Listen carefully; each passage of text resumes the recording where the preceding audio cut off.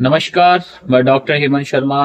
आज आपको बताने जा रहा हूँ एसिडिक वर्सेस अल्कलाइन बॉडी के बारे में। बहुत सारे मिथ है, कुछ कहते हैं अल्कलाइन अच्छा होता है, कुछ कहते हैं एसिडिक। तो ये आपका मिथ मैं दूर कर देता हूँ। हमारी बॉडी कभी भी एसिडिक नहीं होती है और अल्कलाइन नहीं होती है। अब आप बोलेंगे एसिडिक अल्कलाइन क्यों नहीं होती है, हमने तो पढ़ा है, आर्गुमेंट्स हो गए। आपकी बॉडी में जो आपका ब्लड होता है वो एसिडिक हो सकता है, अल्कलाइन हो सकता है। आपकी बॉडी के फ्लूइड्स एसिडिक या अल्कलाइन हो सकते हैं। आपकी बॉडी के ऑर्गन्स एसिडिक या अल्कलाइन हो सकते हैं। ठीक है, तो अब बॉडी ही एसिडिक होगी ऐसा नहीं होता है ना। तो अब हम समझते हैं कि एसिडोसिस अच्छा है या अल्कलोसिस अच्छा है। पहली चीज ये है, आपकी बॉडी का जो ब्लड होता है वो नॉर्मल होता है, ना कि एसिडोसिस अच्छा है ना ही एल्कलोसिस अच्छा है। कई बोलते हैं एल्कलाइन से टॉक्सिसिटी कम होती है। सॉरी। तो देखो क्या होता है, हमारी बॉडी का मैकेनिज्म होता है एसिडिक बनाने का, एल्कलाइन बनाने का। अगर आपका बॉडी एसिडिक की तरफ जा रहा है तो भी डेंजर है, और एल्कलाइन की तरफ जा रहा है तो भी डेंजर है। नॉर्मल होना चाहिए। तो जो हमारी बॉडी का नॉर्मल पीएच होता है ब्लड का, वो कितना होता है?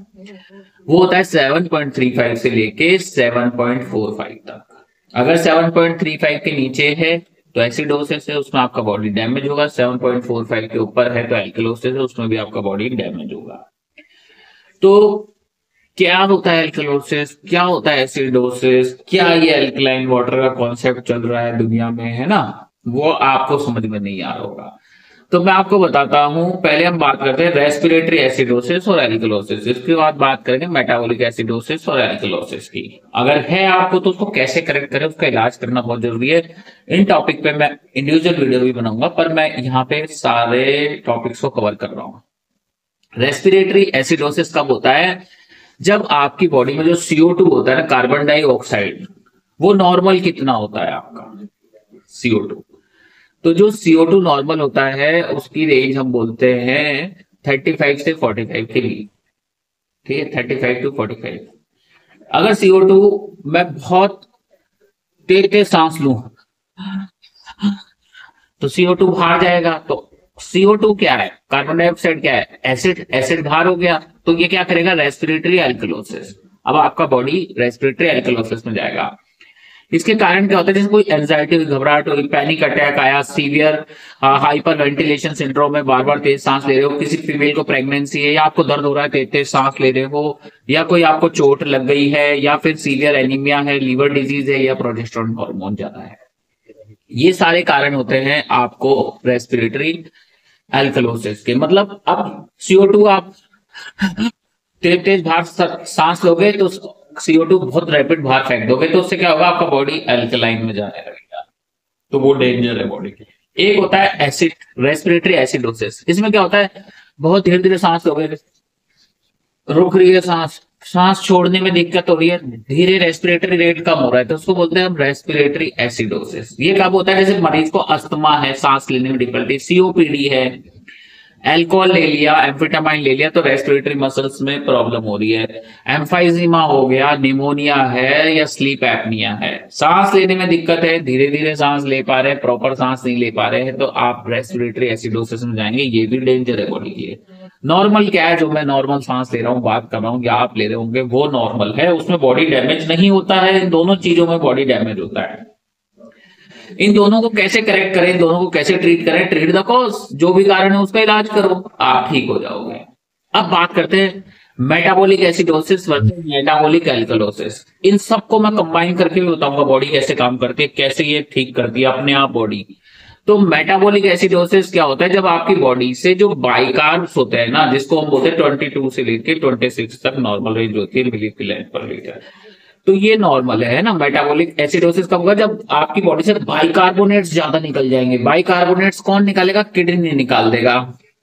ये होता है जैसे डायबिटिक कीटोएसिडोसिस में, लैक्टिक एसिडोसिस में, या रीनल ट्यूबुलर एसिडोसिस, जो रीनल किडनी की ट्यूब्यूल्स की प्रॉब्लम है।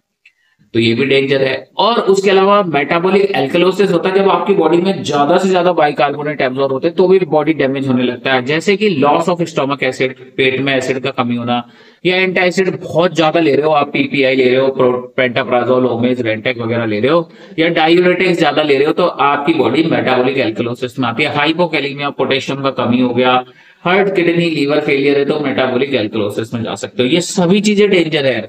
अब मैं आपको बताता हूं आपका बॉडी इनके अगेंस्ट कैसे फाइट करता है और कैसे फिजियोलॉजिकल ट्रीटमेंट होता है। अगर आपके शरीर के अंदर जैसे कि रेस्पिरेटरी एसिडोसिस है, सांस ले रहे हो और एसिड ज्यादा बन गया है, तो क्या होता है आपका किडनी बाइकार्ब एब्जॉर्ब कराएगा, ठीक है। और अगर आपका सांस बहुत कम हो गया है, बहुत कम हो गया है, बहुत ज्यादा रैपिड ले रहे हो आप सांस, एल्कलाइन में जा रहा है, तो किडनी क्या करेगा, एसिड एब्जॉर्ब कराएगा। तो ये आपकी बॉडी का मैकेनिज्म है। अब जो हमारी बॉडी अगर एसिडोसिस में जा रही है तो कंपनसेशन पे जाता है, पर कुछ केसेस में क्या होता है कंपनसेटरी मैकेनिज्म भी फेल हो जाता है। तो अब हमें पता चलता है एबीजी की जांच करके देखते हैं, आर्टेरियल ब्लड लेंगे हम, उसमें देखेंगे आर्टरी से ब्लड लेके कि आपका बॉडी एसिडोसिस में जा रहा है, एल्कलोसिस में जा रहा है, रेस्पिरेटरी है, मेटाबॉलिक है, कंपनसेटरी है, पार्शियल है, कंप्लीट है, कंपनसेशन, तो वो सब देखना पड़ता है। तो हमेशा कारण को ट्रीट करते हैं, ठीक है। हमारी बॉडी में 3 मैकेनिज्म काम करते हैं अगर आपका बॉडी एसिडोसिस में जाए चाहे एल्कलोसिस में जाए। तो सबसे पहले केमिकल रिसेप्टर्स होते हैं जो बॉडी में काम करते हैं और इन चीजों को बैलेंस करते हैं कि एसिड में जा रहा है तो एल्कलाइन आपका बॉडी धीरे धीरे उसको मेंटेन करने लगता है। कई बार ये मैकेनिज्म फेल हो जाता है, फटेग हो जाता है। उसके बाद सेकंड बेस्ट ऑर्गन होता है आपका लंग्स, फेफड़े आपकी मदद करते हैं। अगर आपकी बॉडी में किडनी वॉश आउट नहीं कर पा रहा है जैसे एसिड को, तो क्या होगा, आपकी बॉडी में एसिडोसिस हो रहा है तो अब क्या करेगा, रेस्पिरेटरी रेट आपका ज्यादा हो जाएगा, CO2 बाहर फेंकेंगे तो रेस्पिरेटरी उसको कंपनसेट करेगा, एल्कलाइन उसमें आएगा। तो ये चीजें रहेगी। तो फर्स्ट मैकेनिज्म केमिकल, आपकी बॉडी में केमिकल रिएक्शंस होंगे, उसके बाद आपका लंग वर्कआउट करेगा, उसके बाद आपका किडनी टॉक्सिन्स को वॉश आउट करेगा।